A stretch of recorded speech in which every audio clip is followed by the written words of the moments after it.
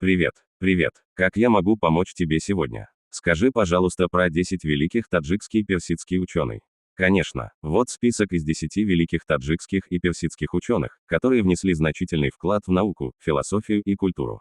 1. Абу Али ибн Сина, Авиценна, 980-1037. Великий врач, философ и ученый. Его труд «Канон врачебной науки» стал основой медицины на протяжении веков. 2. Аль-Фараби, 872-950.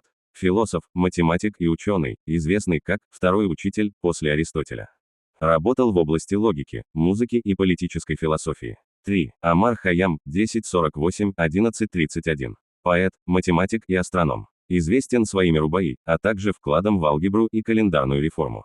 4. Аль-Бируни, 973-1048. Ученый-энциклопедист, работавший в области астрономии, математики, географии и этнографии.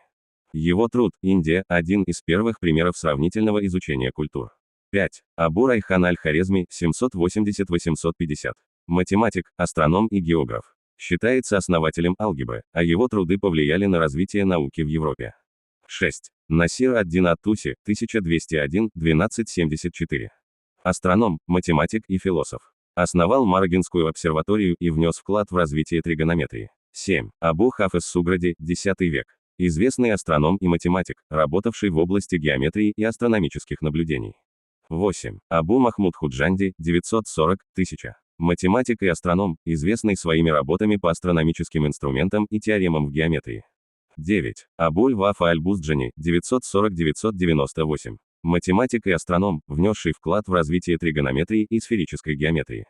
10. Джабир ибн Хайян, Гебер, 721-815.